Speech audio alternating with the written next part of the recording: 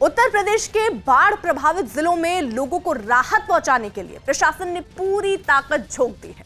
राज्य के जिन 24 जिलों में बाढ़ का कहर बरपा, वाराणसी उसमें से एक है, जहां गंगा के अलावा वरुणा नदी ने भी लोगों की मुसीबतें बढ़ा दी और करीब 100 किलोमीटर के क्षेत्र में बाढ़ का पानी घुस गया है, जिसकी वजह से एनडीआरएफ की टीम को लोगों तक पहुंचने के लिए नाव लेकर पानी में उतरना पड़ा।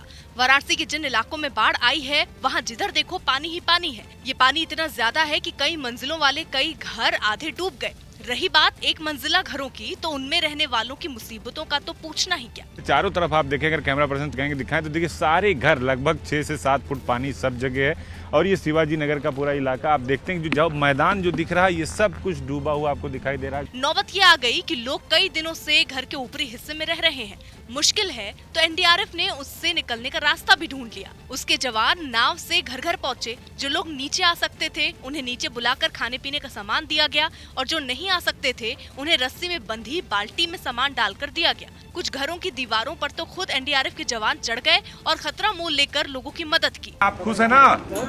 तो देखिए ऊपर जो लोग रह रहे हैं वो काफी खुश हैं। देखिए घर पूरा बंद है, यहाँ कोई नहीं है, ऊपर पति पत्नी रह रहे हैं। एनडीआरएफ की टीम प्रशासन के निर्देश पर कई घंटों तक यूं ही लोगों को राहत सामग्री दे रही है। सारा का सारा काम जिला प्रशासन के निगरानी में हो रहा है और जिला प्रशासन बहुत ज्यादा ही एक्टिव है। प्रशासन इस काम में 30 नावों का इस्तेमाल कर रहा है, जिनमें राहत का सामान भरकर लोगों तक पहुंचाया जा रहा है। गंगा के अलावा यूपी में दूसरी नदियां भी कहर बरपा रही हैं, जिनमें सरयू नदी भी शामिल है। और इस नदी में नेपाल से आया पानी इस कदर भरा कि बहराइच के कई इलाके इसमें डूब गए। पिछले कई दिनों से बहराइच के करीब 50 गांवों का हाल बुरा है और उन तक जाने वाले सभी रास्ते पानी में डूब चुके हैं। इन गांवों को देखकर ऐसा लगा कि लोगों ने जमीन पर नहीं बल्कि पानी के अंदर घर बनाए हैं।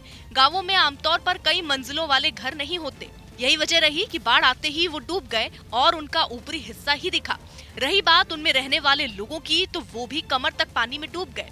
गांव का सरकारी स्कूल भी समंदर के अंदर बना नजर आया। ऊंचे ऊंचे पेड़ों तक का केवल ऊपरी हिस्सा ही दिखा। हाँ, वो लोग खुशकिस्मत रहे जिनका घर ऊपरी हिस्से में है, वरना निचले हिस्सों में रहने वाले तो दाने दाने को मोहताज हो गए। ऊंचे पे हैं थोड़े, वो तो खाना बना रहे हैं, और जो बाढ़ में ज्यादा फंसे हुए हैं वो घर घर से दूसरे के लाके खाते हैं। बहराइच के 50 गांवों में रहने वाले करीब 1 लाख लोग बाढ़ से बेहाल हैं। पता चला है कि इसकी वजह से 2 बच्चों की मौत तक हो चुकी है। सौभाग्य की एक बात यह कि पूर्वांचल में अब तक गंगा और यमुना नदियां कोहराम मचा रही थी, जिनके पानी का बढ़ाव तो थम गया, लेकिन गांवों में घुसा जो पानी है वो अब तक नहीं निकला है। और अब गांवों में फंसे लोगों तक राहत का सामान पहुंचाने के लिए एनडीआरएफ और प्रशासन की टीमें नाव लेकर घूम रही हैं, जबकि अयोध्या से गोरखपुर तक के इलाके में अब सैलाब का जो संकट है वो दस्तक दे चुका है, जहां नेपाल से आने वाली सरयू, राप्ती और रोहिन जैसी नदियां खतरे का निशान पार कर चुकी।